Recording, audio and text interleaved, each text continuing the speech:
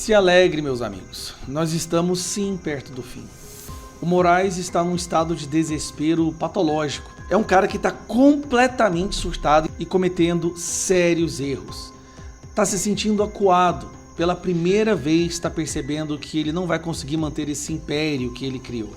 Ele está amedrontado, acuado. Não é à toa que ele estava viajando pelo mundo aí, como dizem algumas fontes, tentando realocar ali um capital com medo da magnística que virá nessa semana. Até a própria imprensa fala isso. Mas não é só isso. Ele sabe que os colegas dele vão abandoná-lo.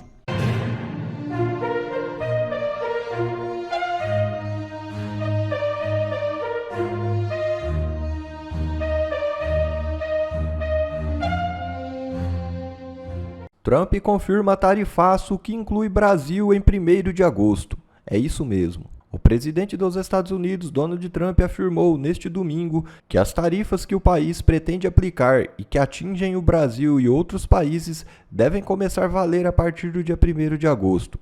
O 1º de agosto é para todos, disse Trump, ao lado de Ursula von der Leyen, presidente da Comissão Europeia. O secretário de Comércio americano, Howard Lutnick, já havia antecipado que não haveria adiamento. Não haverá prorrogação, nem mais período de carência. Em 1º de agosto as tarifas serão fixadas, entrarão em vigor. As alfândegas começarão a arrecadar o dinheiro, falou em entrevista para a Fox News. E bancos podem ser punidos por manter contas de sancionados sob lei Magnitsky, alertou Estados Unidos. É isso mesmo. Instituições financeiras arriscam exclusão do sistema americano se negociarem com alvos de sanções dos Estados Unidos. Os Estados Unidos podem aplicar sanções a bancos e instituições financeiras que mantenham relações com pessoas ou entidades sancionadas sob a lei Magnitsky. A legislação americana prevê que medidas punitivas secundárias contra empresas e instituições que negociarem com os alvos de restrições. Entre as penalidades está a possível perda do acesso ao sistema financeiro dos Estados Unidos, o que inclui transações em dólar em relação com bancos americanos. Isso pode gerar graves impactos operacionais para as instituições brasileiras que se relacionem com alvos das sanções. Se alegre, meus amigos, nós estamos sim perto do fim.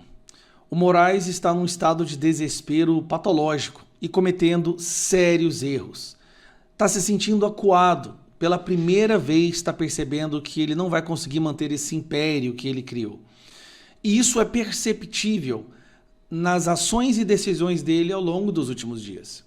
Vamos pegar apenas os últimos 10 dias e você vai entender o nível de desespero dessa pessoa, porque está percebendo que ele já não tem mais a capacidade de se manter no poder. Primeiro, vocês se lembram quando ele tomou essa decisão. Moraes ele decidiu censurar Bolsonaro, impedir Bolsonaro de dar entrevistas. Neste momento, a própria imprensa que fez campanha para ele de forma fervorosa admitiu que ele estava exagerando, que isso era simplesmente irracional. E vários juristas concordaram também. Juristas listam exageros em decisões de Moraes contra Bolsonaro. Isso foi só o começo. A partir desse momento, nós começamos a ter eventos e atos pelo resgate do Brasil, um movimento Reage a Brasil em todas as cidades do nosso país. E nós começamos a perceber que a população já não estava mais com medo, que o povo quer voltar para as ruas. E é buzinaço, adesivaço, faixas espalhadas pelo país, todo mundo pedindo fora Moraes. E não houve aquela reação da imprensa para defendê-lo. Isso aí tem que ser chamado a atenção. Não houve o que, como havia antes, uma reação fervorosa da imprensa, contundente, na defesa do Alexandre de Moraes, como se defendê-lo fosse defender a democracia. Muito pelo contrário. Houve um afastamento da imprensa. O centro não fez nenhuma menção, os presidentes da Câmara, dos deputados, nem do Senado, nenhuma postagem institucional em defesa do Alexandre de Moraes. O que veio, na verdade, foram mais certezas de sanções vinda dos Estados Unidos. E aí, o Moraes fez isso aqui, ó. Moraes bloqueia bens, contas e PIX de Eduardo Bolsonaro. Moraes bloqueou as contas do deputado federal, o recordista de votos na história do Brasil. Ele bloqueou as contas dele. Não satisfeito, ele cometeu um gravíssimo erro. E aqui não tem como ninguém concordar com isso. o Moraes bloqueou as contas da esposa do Eduardo Bolsonaro, a Heloísa. Uma mulher, mãe de 2 filhos, que não tem absolutamente nada, nunca militou, nunca deu entrevista política, nunca fez nenhuma articulação. Ele bloqueou as contas dela também, não só do Eduardo, mas também da esposa do Eduardo. Então ele está pegando o que ele acredita ser a punição para uma pessoa e começando a jogar para as pessoas próximas a ela, o que é proibido pela nossa Constituição. Você não pode punir alguém pelo crime de outrem. Não dizendo que houve crime do Eduardo. E todo mundo sabe que não houve, absolutamente zero. Mas aí ele está perseguindo a família do Eduardo Bolsonaro. E aí é onde é que ele surtou. Nós temos um deputado federal chamado Felipe Barros, que é o presidente da CREDEM. Ele é o presidente da Comissão de Relações Exteriores. Como presidente da CREDEM, ele viajou aos Estados Unidos para fazer uma visita ao Eduardo Bolsonaro e conversar com autoridades daquele país. O Moraes decidiu fazer isso aqui, ó. Moraes inclui o deputado Felipe Barros em inquérito de Eduardo Bolsonaro. Ele incluiu o Felipe Barros, alegando que o Felipe Barros fez uma reunião para que teriam discutido sanções contra o ministro Alexandre de Moraes sob a alegação de suposta censura generalizada. Agora, o que você entende é o seguinte?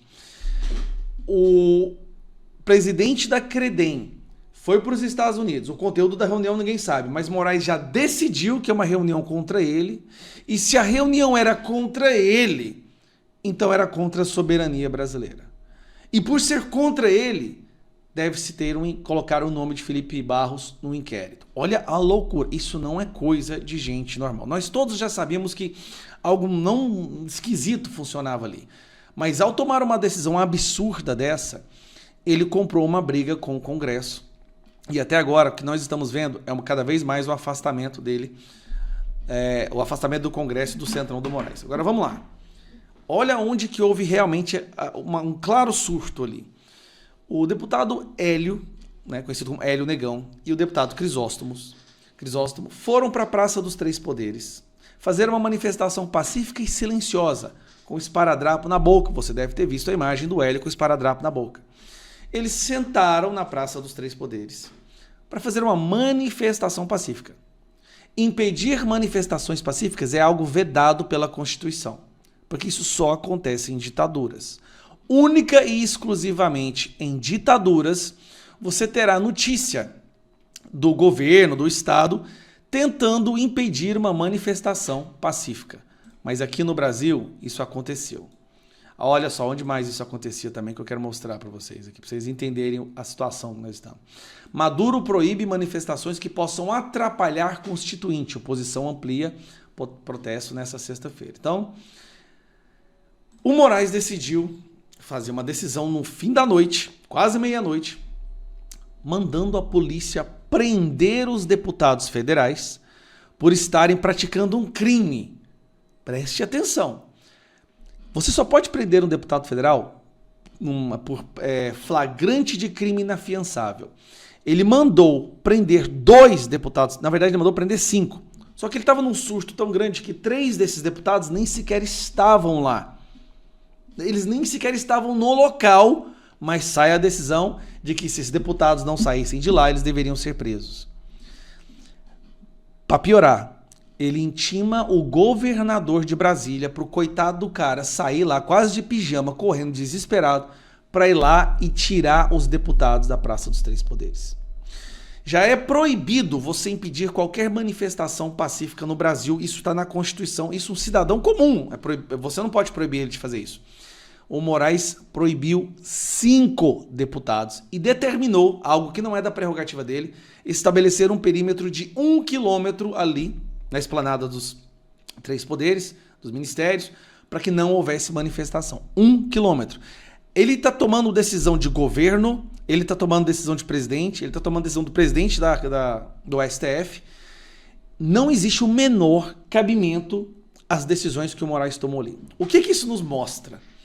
Ele está amedrontado, acuado. Não é à toa que ele estava viajando pelo mundo aí, como dizem algumas fontes, tentando realocar ali um capital com medo da Magnitsky, que virá nessa semana, até a própria imprensa fala isso. Mas não é só isso. Ele está percebendo que essa Magnitsky vai vir contra os colegas dele no STF e ele sabe que os colegas dele vão abandoná-lo. O Moraes vai cair. A nossa parte nisso tudo é continuar pressionando o máximo que nós pudermos.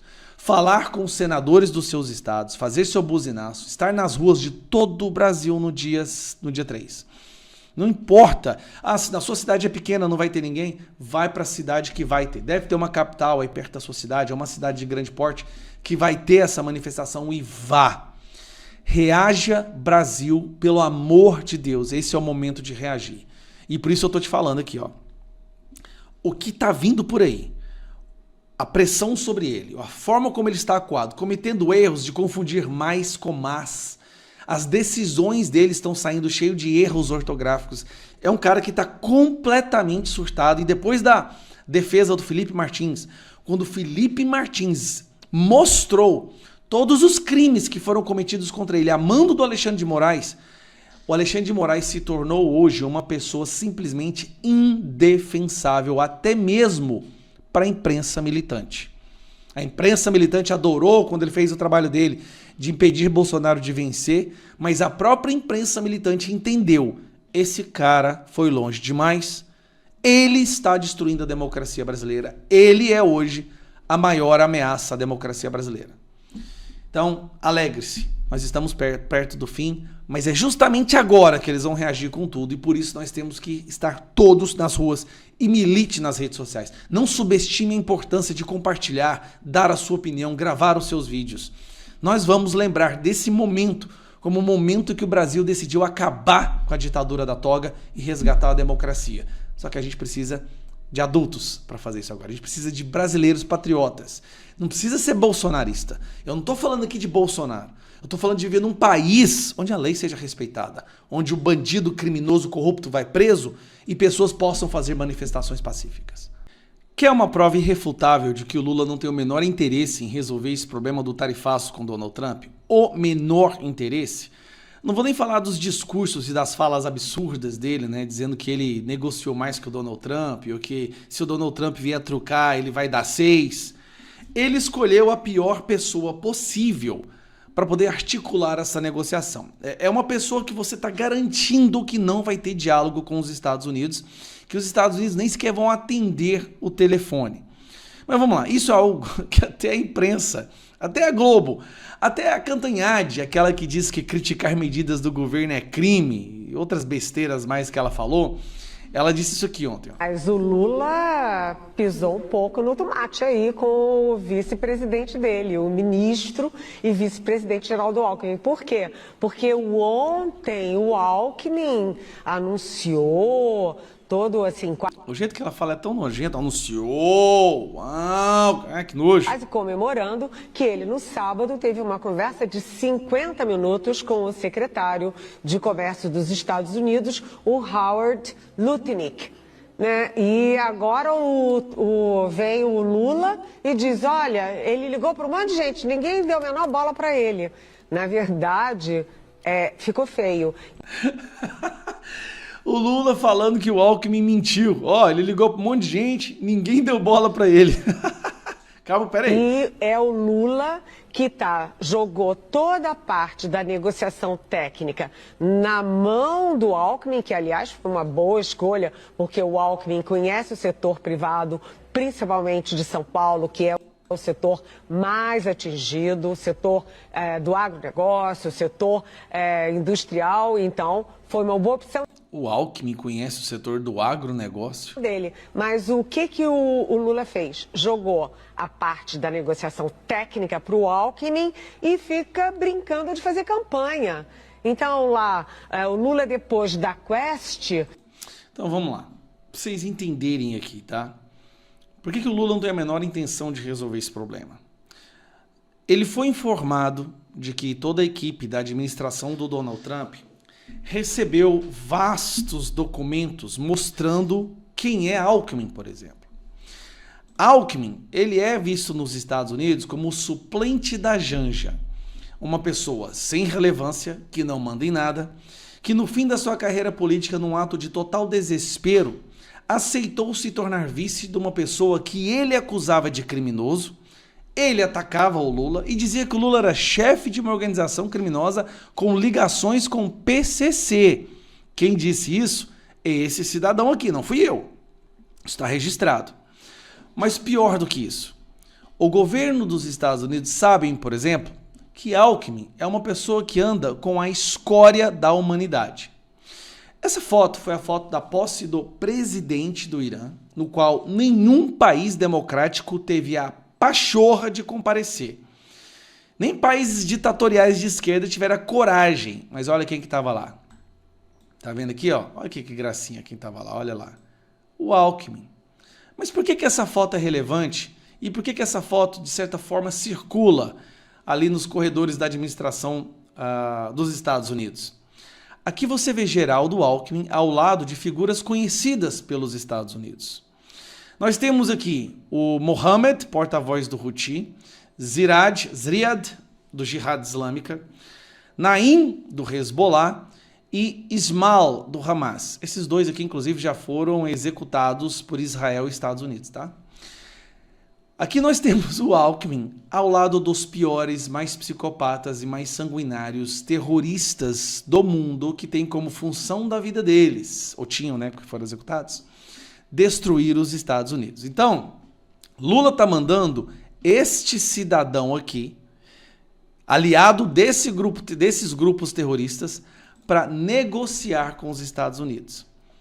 Lula quer humilhar o Alckmin, ele sabe que o Alckmin será humilhado, então ele está jogando o Alckmin na fogueira, deixa o Alckmin ser humilhado, enquanto isso, fica parecendo que ele está tentando alguma articulação com os Estados Unidos, mas ele fica dando aí os seus discursos, seus comícios, sob efeito de alguma coisa, porque não tem cabimento alguém falar tanta besteira assim, dizendo que se o Trump trucar, ele vai dar 6. O Lula quer a quebradeira geral no Brasil e quer poder culpar isso em outras pessoas, porque o Brasil já vai quebrar. A quebradeira no Brasil é inevitável. Com ou sem Trump ela já ia acontecer. Agora ele tem alguém para culpar. Então ele não pode resolver a situação com que ele pretende culpar, ele tem que piorar, mas ele tem que piorar tentando parecer que está tentando resolver. E ele manda lá o Chuchu, o suplente da Janja. Que é isso, essa é a relevância do Alckmin hoje. Ele é o suplente da Janja. Quando a Janja não está mandando alguma coisa, aí pode ser que ele é escutado, ele é ouvido em alguma questão de relevância no governo brasileiro. O Lula não quer resolver. Você quer a prova disso? Tem uma coisa que eu vi aqui, ó, isso aqui, ó. Isso aqui saiu no Diário do Poder, olha só. Lula impediu Itamaraty de atuar. Chanceler até vazou do Brasil. Olha que loucura isso aqui. Os diplomatas não desprenderam o ofício. A paralisia do Itamaraty. Na crise do tarifaço, obedeceu a instrução do Planalto, segundo fontes do Itamaraty. Diplomatas contam a coluna que Lula em nenhum momento se preocupou com o impacto do tarifaço na economia, só em tirar proveito da briga com o Trump para reduzir sua reprovação nas pesquisas. Só isso que ele está preocupado. Ele quer quebrar o Brasil, mas jogar a culpa da quebradeira em outra pessoa. Bom, pessoal, esse foi mais um vídeo. Eu espero que vocês tenham gostado. Se vocês gostaram, deixa o like aqui para fortalecer nosso canal. Logo eu volto trazendo mais informações da política para vocês. Um forte abraço, fiquem todos com Deus e até a próxima.